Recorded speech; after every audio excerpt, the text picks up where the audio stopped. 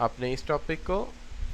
और इस टॉपिक में मैं आपके साथ डिस्कस करूंगा लॉ ऑफ डिमांड, जो कि बहुत बेसिक कॉन्सेप्ट है और बहुत इम्पॉर्टेंट कॉन्सेप्ट है। आपके डाउनलोड होगी यार, क्यों नहीं होगी। आप कोई भी यूट्यूब पे क्लिप देख लो कि गूगल क्लासरूम से कोई भी चीज़ डाउनलोड कैसे की जाती, 2 मिनट का क्लिप एक देख लो, पता लग जाएगा। नहीं पता लगे तो मुझे बताना, मैं क्लिप रिकॉर्ड कर दूँ, ठीक है। वरना कब तक हैंडीकैप रहेंगे हम, है ना। तो स्टेप बता देंगे आपको, ठीक है। अच्छा बच्चों, अब बात कर लेते हैं हम इसके ऊपर कि जनाब आज का ये टॉपिक बड़ा अहम है, जिसको हम कहते हैं क्या, लॉ ऑफ डिमांड। ठीक है जी, law of demand. Law of demand आप जानते हैं कि ये दो ही तो लॉ हैं जिसमें हमारी इकोनॉमिक स्टैंड करेगी, एक डिमांड और एक सप्लाई। तो आज हम डिमांड को पढ़ रहे हैं। क्या क्या पढ़ेंगे इसके अंदर? हम पढ़ेंगे अजम्पशंस को, इसके अंदर हम पढ़ेंगे डिस्क्रिप्शन को, इसके अंदर हम पढ़ेंगे स्केजुअल को और डायग्राम को। आज तो हम इतना ही करेंगे, बाकी 3 एस्पेक्ट कल डिस्कस करके इसे कवर कर लेंगे। सबसे पहले शुरू करते हैं अजम्पशन से। देखिए, किसी भी कानून को प्रूव करने के लिए कुछ मफरूजात होते हैं।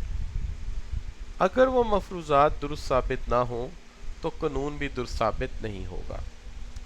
यानी it means that law is being proved on the basis of some assumptions. उस अजम्पशंस में हम आम तौर पे कुछ चीज़ों को कांस्टेंट डिक्लेयर कर देते हैं, या हम ये डिक्लेयर कर देते हैं कि ये चीज़ें सेम रहती हैं, या ये इस तरह बिहेव रहती हैं करेंगी, या ये चीज़ें इस तरह सेम रहती हैं। ठीक है जी। तो हम ये मफरूज़ा ले लेते हैं, अजम्पशन ले लेते हैं कि या तो ये चीज़ें इस तरह बिहेव करती हैं या सेम रहती हैं। जैसे अक्सर आपने देखा होगा मैथमेटिक्स में, जब हम एक्स वाई जी का रिलेशनशिप देख रहे होता है तो एक वक्त में 2 का रिलेशनशिप देख सकते हैं। तो हम कहते हैं एक्स और वाई का ये रिलेशनशिप तब सही है जब, सॉरी, वाई और जी का रिलेशनशिप तब ठीक है जब एक्स कांस्टेंट है, और एक्स और वाई का ये रिलेशनशिप तब ठीक है जब वाई कांस्टेंट है। इसी तरह यहाँ पर भी हम रिलेशनशिप देखना चाहते हैं लॉ ऑफ डिमांड में, प्राइस का और डिमांड का। तो हम कहते हैं ये प्राइस और डिमांड का रिलेशनशिप तब ठीक है जब ये वाली चीज़ें कांस्टेंट हैं। वो चीज़ें कौन सी हैं? सबसे पहले हम कहते हैं कि कंज्यूमर की इनकम सेम रहती है। जब तक हम लॉ ऑफ डिमांड डिस्कस करें, हम कंज्यूमर की इनकम अगर 1 लाख है तो 1 लाख है, 50,000 तो 50,000, इसमें कोई चेंज नहीं आता। दूसरी बात यह है कि इस दौरान वेदर कंडीशन भी सेम रहता है, यानी सीज़न में भी कोई तब्दीली नहीं आती, वेदर कंडीशन भी सेम रहता है। ठीक है। इस दौरान जो है आप कहते हैं कि नंबर ऑफ कंज्यूमर भी सेम रहते हैं, यानी पॉपुलेशन साइज भी चेंज नहीं होता, तो पॉपुलेशन साइज भी जो है वो अनचेंज्ड रहता है, वो भी सेम रहता है, उसमें कोई रद्दोबदल नहीं होता। और फैशन भी तब्दील नहीं होता, क्योंकि हम ये जानते हैं चीज़ें चेंज हो जाए तो क्या होता है, तो हमने डिटर्मिनेंट में देख कर आए हैं।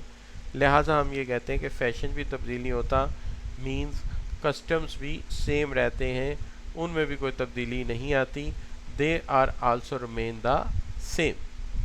इसी तरह कंज्यूमर की आदत और उसका टेस्ट भी during the law of demand जो है वो कांस्टेंट रहता है, उसमें कोई रद्दोबदल नहीं होता। और इसी तरह जो रिलेटेड गुड्स हैं उनकी प्राइसेस भी बिल्कुल सेम रहती हैं, या वो भी अनचेंज रहती हैं। अगर ये अजम्पशन ठीक हो जाए तो लॉ ऑफ डिमांड प्रूव होगा, वरना लॉ ऑफ डिमांड प्रूव नहीं होगा। ठीक हो गया बच्चों? No problem.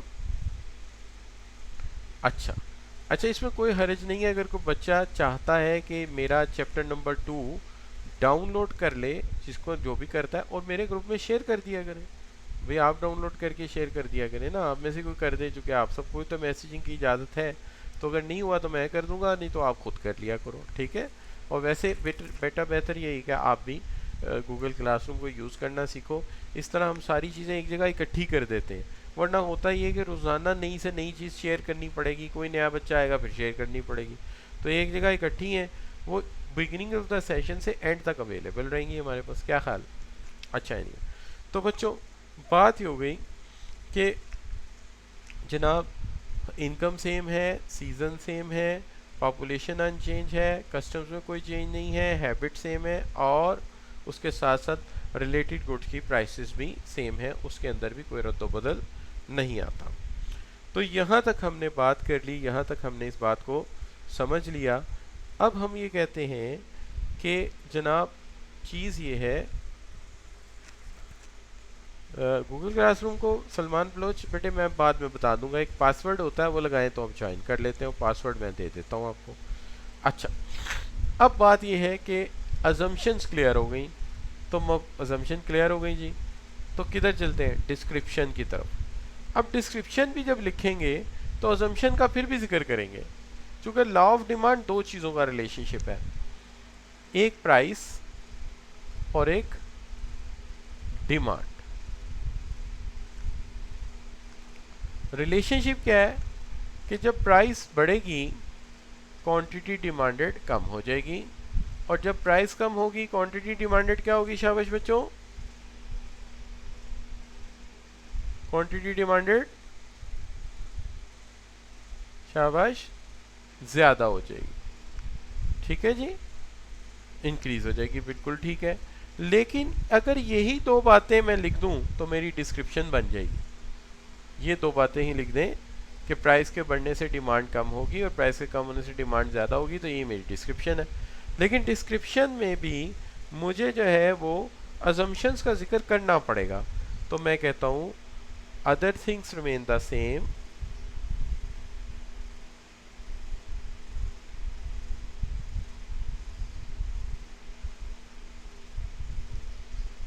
other things remain the same, increase in price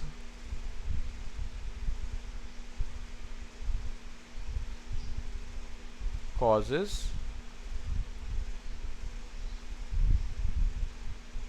decrease in quantity demanded। तो ये पहली बात हो गई, प्राइस के इंक्रीज होने से क्वांटिटी डिमांडेड क्या होती है? शाबाश, डिक्रीज होती है। And decrease in price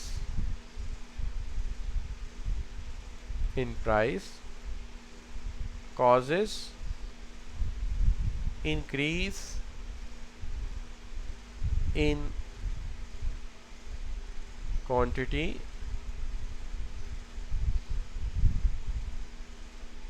demanded. यानी एक तरफ आप ये कहते हैं कि अगर प्राइस बढ़ेगी तो क्वांटिटी डिमांडेड कम हो जाएगी, और अगर प्राइस कम हुई तो क्वांटिटी डिमांडेड ज़्यादा हो जाएगी। लेकिन शर्त ये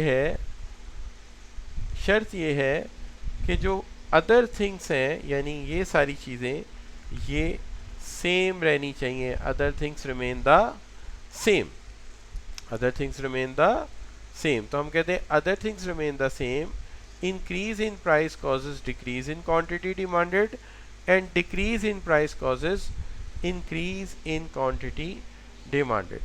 So in this situation the relationship will be proven to be the factual, के जो relationship है वो बिल्कुल correct होगा और factual होगा। Clear ji?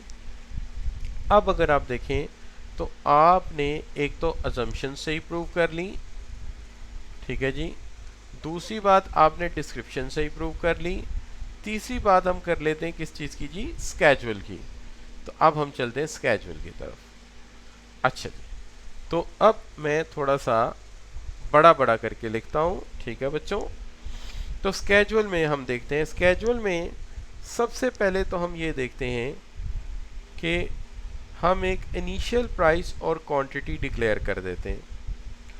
We declare an initial price and quantity. हम कहते हैं बुनियादी तौर पे इनिशियल प्राइस जो है वो 20 रुपीज़ है और क्वांटिटी 200 kg है। हम ये कहते हैं कि अगर प्राइस जो है वो 20 से 30 हुई, यानी प्राइस में इजाफा हो गया, तो इसके नतीजे में जो डिमांड है वो 200 से 100 हो जाएगी, यानी क्वांटिटी डिमांडेड कम हो जाएगी, क्वांटिटी डिमांडेड कम हो जाएगी। अगर दूसरी तरफ, तो ये दोनों मूवमेंट बताने होते हैं ना, इंक्रीज भी डिक्रीज भी, लेकिन अगर प्राइस जो है वो 20 से 10 हो गई और प्राइस में कमी आ गई, तो इसके नतीजे में हम डिमांड को देखते हैं कि वो 200 से 300 हो जाती है, यानी क्वांटिटी डिमांडेड जो है वो ज़्यादा हो जाती है, प्राइस के कम होने से ज़्यादा हो जाती है। क्लियर बच्चों? तो ये हो गया कि हमने एक दफ़ा प्राइस का इंक्रीज़ होना डिस्कस किया जिससे डिमांड कम होती है, और दूसरी तरफ प्राइस का कम होना जिससे डिमांड ज़्यादा होती है। इस तरह हम स्केजुअल को भी डिस्कस कर सकते हैं। क्लियर जी? अब ये जो स्केजुअल है आम तौर पे पेपर में नहीं मांगा जाता, लेकिन हम आपको समझाते हुए ज़रूर बताते हैं। उसकी वजह यह है कि जिस शख्स ने भी पहली दफ़ा लॉ ऑफ डिमांड डिस्कस किया था उसने भी मार्केट से डाटा लेके आया था, लेकिन हम उससे मिलता जुलता आसान डाटा अपने खुद बना के इस बात को समझा देते हैं। क्लियर जी? तो ये होगा बच्चों इसका स्केजुअल। अब देखा जाए तो हमने अजम्पशन डिस्कस कर ली, डिस्क्रिप्शन डिस्कस कर ली, स्केजुअल डिस्कस कर लिया। अब चलते हैं डायग्राम की तरफ। लेकिन इससे पहले मैं आपको ये बताता चलूँ कि लॉ ऑफ डिमांड में मैंने प्राइस का रिलेशनशिप बताया है डिमांड के साथ, कि प्राइस के चेंज होने से डिमांड पे क्या असर पड़ेगा, प्राइस के चेंज होने से डिमांड पे क्या असर पड़ेगा। मैंने किसी भी जगह ये बात नहीं की कि डिमांड के चेंज होने से प्राइस पे क्या असर पड़ेगा, चूँकि ये बात मुझे पता है, लेकिन ये लॉ ऑफ डिमांड में डिस्कस नहीं होगी, ये अलग डिस्कस होगी, ये एक अलग टॉपिक है। तो लॉ ऑफ डिमांड का ताल्लुक जो है वो ये है कि प्राइस के चेंज होने से डिमांड पे क्या असर पड़ेगा। क्लियर बच्चों? तो चलिए चलते हैं डायग्राम की तरफ। डायग्राम बनाने का आसान सा असूल जो है वो ये है कि हमें हमेशा दो एक्सिस लेने होते हैं, एक एक्स एक्सिस और एक वाई एक्सिस, एक एक्स एक्सिस और एक वाई एक्सिस। हमें ये भी बताना होता है कि हमने एक्स एक्सिस पे कौन सी चीज़ रखी है और वाई एक्सिस पे कौन सी चीज़ रखी है। तो हम क्लियर करेंगे कि एक्स एक्सिस पे प्राइस है और वाई एक्सिस पे क्वांटिटी डिमांडेड है।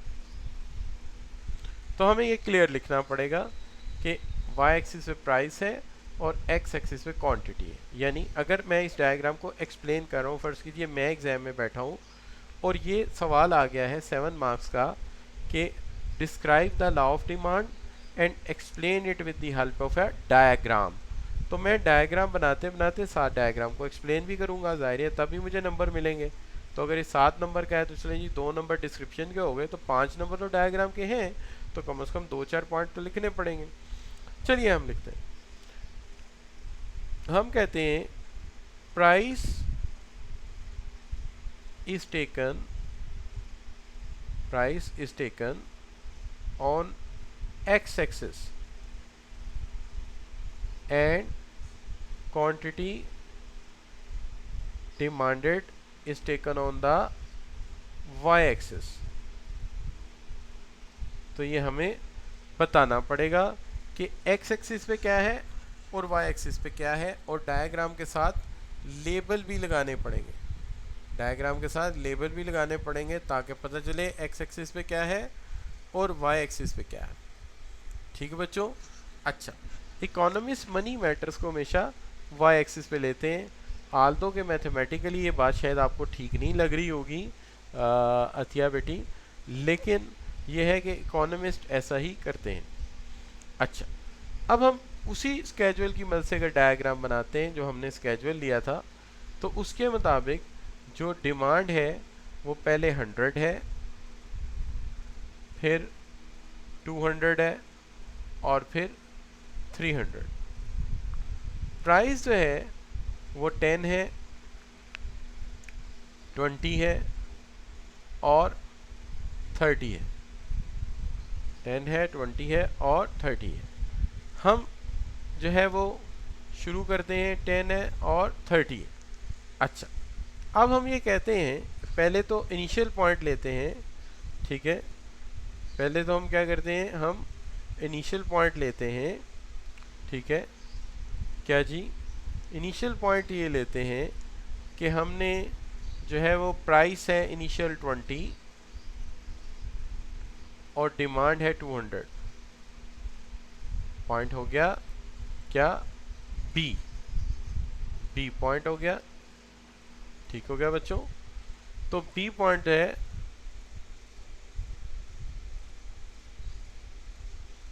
नहीं उल्टा नहीं लिखा यार, इधर प्राइस है, तो प्राइस जो है हमारी वो क्या है, प्राइस देखो 10, 20, 30, तो मैंने प्राइस लिखी है 10, 20, 30।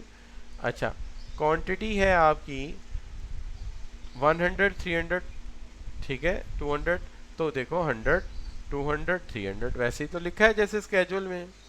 क्या हाल है, क्यों जी, कहाँ उल्टा लिखा है जी? हाँ, ये मैंने जानबूझ के लिखा था, मैंने इसलिए लिखा था कि चेक करता हूँ ये सो रहे हैं कि जाग रहे हैं। तो मैं साबित हुआ कि आप जाग रहे हैं, वेरी गुड। तो यहाँ पे क्या लिखना है, यहाँ पे लिखना है कि quantity demanded is taken on the x axis and price is taken on the y axis. ये बात हुई ना, शाबाश शाबाश। ये मैंने डेलिबरेटली किया था, मैंने कहा देखता हूँ कि ये सो रहे हैं कि ये जाग रहे हैं। तो चंद बच्चे जाग रहे हैं, बाकी सो ही रहे हैं। अच्छा, चले जी, अब बच्चों पॉइंट बी आ गया, पहला पॉइंट तो पहले लेबल हो गया। दूसरा पॉइंट क्या है, दूसरा पॉइंट ये है कि इनिशियली प्राइस है 20, ठीक है, जिस पर क्वांटिटी डिमांडेड है 200। आपने पूरा लिखना है, मैं पॉइंट्स लिख रहा हूँ ना सिर्फ समझाने के लिए, तो इसलिए प्राइस आगे डैश डाल दिया। आपने पूरा सेंटेंस लिखना है कि where initial price is 20, quantity demanded 200 and we are on point B. हम पॉइंट बी पर है, ठीक हो गई बात। अब हमें एक दफ़ा डिमांड को, एक दफ़ा प्राइस को बढ़ा के दिखाना है कि डिमांड पे क्या असर पड़ता है, और एक दफ़ा घटा के दिखाना है। तो हम तीसरा पॉइंट ये ले लेते हैं कि सपोज दैट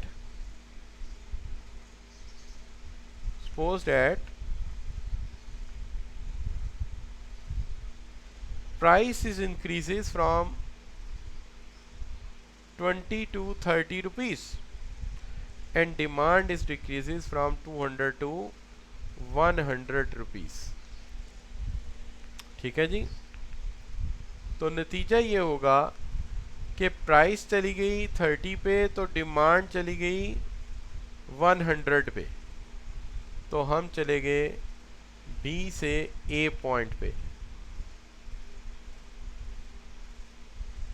ठीक है जी, तो हम ये कहते हैं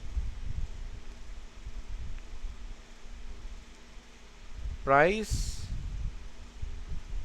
इंक्रीजेस फ्रॉम 20 to 30 रुपीस। ठीक है जी, तो डिमांड इंक्रीज हो गई, that is from 20 to, demand increase हो गई, नहीं डिमांड डिक्रीज हो गई, और वो हो गई 200 to 100 kg। और हम चले गए move from point B to C, हम बी से सी पे चले गए। क्लियर जी। अब एक दफ़ा इंक्रीज करके दिखाया प्राइस को, अब मुझे क्या दिखाना चाहिए, शाबाश, प्राइस को इंक्रीज करके दिखाया, अब मुझे क्या करना चाहिए, अब मुझे एक दफ़ा डिक्रीज भी करके दिखाना चाहिए, ठीक है ना। तो मैं एक बार डिक्रीज भी करके दिखा देता हूँ ताकि दोनों मूवमेंट आपको समझ आ जाए, एग्जामिनर को भी समझ आ जाए, ठीक है जी। तो अब मैं कहता हूँ कि लेट्स सपोज प्राइस कम हो गई, और प्राइस कम होके हो गई 20 से 10, और डिमांड इंक्रीज होके हो गई 200 से 300। हम बी से सी पे आ गए, तो हमने कहा कि जनाब price decreases from 20 to 10 rupees, इसके नीचे में डिमांड इंक्रीज होगी और वो हो जाएगी 200 से 300 kg, और हम मूव कर जाएंगे, move from point B to C, हम बी से सी पे चले जाएंगे, ठीक होगी बात। अब यहाँ पे फिर एक बात जो मुझे बताई है अरसलान ने, काशिफ ने, वो क्या जो बात बताई है वो ये है कि सर बात ये है कि बी टू सी अब मूव हुए हैं, तो यहाँ पे आपने बी टू ए लिखना है। वो मुझे पता लग गया था, मैंने कहा ज़रा थोड़ा सा ठहर जाएं ताकि पता लगे कि जाग रहे हैं कि सो रहे हैं, ठीक होगी बात। अच्छा, तो अब बात होगी एक्स एक्सिस पे क्या रखा आपने, डिमांड, वाई एक्सिस पे क्या रखी, प्राइस। इनिशियल पॉइंट कौन सा है, बी, क्या प्राइस है 20, कौन डिमांड क्या है 200, हुआ क्या प्राइस 20 से 30 हो गई, डिमांड कम हो गई 200 से 100 हो गई, हम बी से ए पे चले गए। अच्छा, फिर क्या हुआ जी, प्राइस कम हो गई, कितनी कम हो गई 20 से 10 हो गई, डिमांड बढ़ गई, हम 300 से 200 से 300 पे चले गए, हम पॉइंट बी से सी पे चले गए। क्लियर बच्चों, समझ आ गई बात की, समझ आ गई तो जी लिख के एंटर कर दो, ऊट पटांग बातें क्यों कर रहे हो, सही है। चलो ठीक हो गई बात। अब जितनी भी बातें हुई हैं उसमें सबसे अहम बात होने जा रही है, अब ज़रा थोड़ी देर गौर कर लो, ठीक है, थोड़ी देर गौर कर लो। ये गलतियां जो हैं ये मैं थोड़ी थोड़ी आपको याद कराता रहूँगा ताकि आप ना करें, ठीक है। अच्छा, तो बच्चों बात ये है कि जो अहम पॉइंट मैं एक्सप्लेन करने जा रहा हूँ ज़रा गौर से सुनिए। बाय ज्वाइनिंग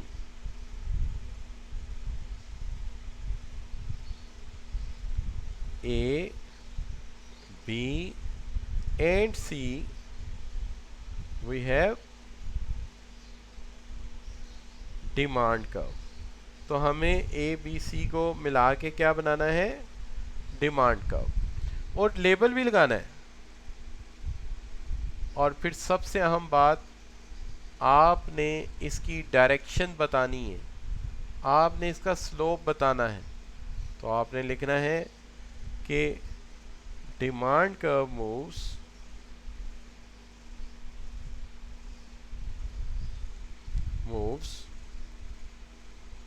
ये आपका लेफ्ट हैंड है, ये आपका राइट हैंड है, left to right, left to right downward, shows negative relationship. क्या शो करता है, नेगेटिव रिलेशनशिप शो करता है या इनवर्स रिलेशनशिप शो करता है, दोनों एक ही बात है बच्चों। इनवर्स रिलेशनशिप शो करता है या नेगेटिव रिलेशनशिप। नेगेटिव रिलेशनशिप क्या होता है कि अगर ये वेरिएबल ओरिजिन की तरफ आएगा, ये ओरिजिन से दूर जाएगा, ये ओरिजिन से दूर जाएगा तो वो ओरिजिन के करीब आएगा। बिल्कुल इस तरह के जैसे आपकी बर्थडे पार्टी करते हैं, ठीक है, ये पड़ा हुआ है केक, ये जला दी कैंडल, और आपकी दो पुप्पो हैं, और आप उन पुप्पो से कहते हैं कि आपने मेरी बर्थडे पे आना है, लेकिन पुप्पो की एक दूसरे से लड़ाई है, ठीक है। तो आप कहते हैं यानी पुप्पो को कि आपने आना है, तो वो कह रही हैं वो आएगी तो फिर मैंने नहीं आना, यानी प्राइस ओरिजिन की तरफ भागेगी तो डिमांड उससे दूर चली जाएगी। और अगर आप उन्हें कहें कि वो नहीं आएंगी तो फिर आए अच्छा ओ नहीं आ रही तो फिर मैं आ जाऊंगी, ठीक है जी, ओ नहीं आएगी तो फिर मैं आ जाऊंगी। तो this is what you can say कि अगर ये ओरिजिन की तरफ जाएगा तो ये ओरिजिन से दूर जाएगा, और अगर ये ओरिजिन से दूर जाएगा ये ओरिजिन के करीब आएगा, तो ये है इसका नेगेटिव रिलेशनशिप। तो ये बच्चों मैंने आपको समझाया। आज कितनी बातें समझाई आपको? आज मैंने सबसे पहले डिटर्मिनेंट समझाए, डिटर्मिनेंट रिवाइज किए, उसके पास पेपर क्वेश्चन किए। ये जो टॉपिक है अभी मुकम्मल नहीं हुआ इसलिए इसके पास पेपर पे भी बात नहीं करता, लेकिन बात यह है कि आज मैंने आपको ये समझाया कि पहले कुछ चीज़ें कांस्टेंट हैं, income, season, number of consumer, fashion constant है, और इसी की बुनियाद पे हम सबसे पहला फिक्रा लिखते हैं other things remain the same. अगर प्राइस इंक्रीज़ होगी क्वांटिटी डिमांडेड डिक्रीज़ होगी, और अगर प्राइस डिक्रीज़ होगी क्वांटिटी डिमांडेड इंक्रीज़ होगी। इसी चीज़ को मैंने एक स्केजुअल से समझाया कि अगर प्राइस बढ़ेगी तो क्वांटिटी डिमांडेड कम हो जाएगी, डेट इज़ 200 to 100, और अगर प्राइस कम होगी तो क्वांटिटी डिमांडेड ज़्यादा हो जाएगी, डेट इज़ 200 to 300। और फिर मैंने लॉ ऑफ डिमांड का आपको पूरा समझाया कि डायग्राम जब बनेगा 5 नंबर कैसे मिलेंगे। वो इस तरह मिलेंगे कि हम सबसे पहले ये बताएंगे कि इसके एक्स एक्सिस पे क्या है, वाई एक्सिस पे क्या है, फिर हम एक इनिशियल पॉइंट लेंगे, उस इनिशियल पॉइंट से एक दफ़ा इंक्रीज मूवमेंट दिखाएंगे और एक दफ़ा डिक्रीज दिखाएंगे। अच्छा ये आज तो हमने यहाँ पे ये लिखा है ना, आइंदा से मैं यहाँ डबल स्टेरिक लगा दूंगा, इसका मतलब मैंने लिख दिया है कि एक्स एक्सिस पे क्या है, वाई एक्सिस पे क्या है। क्लियर?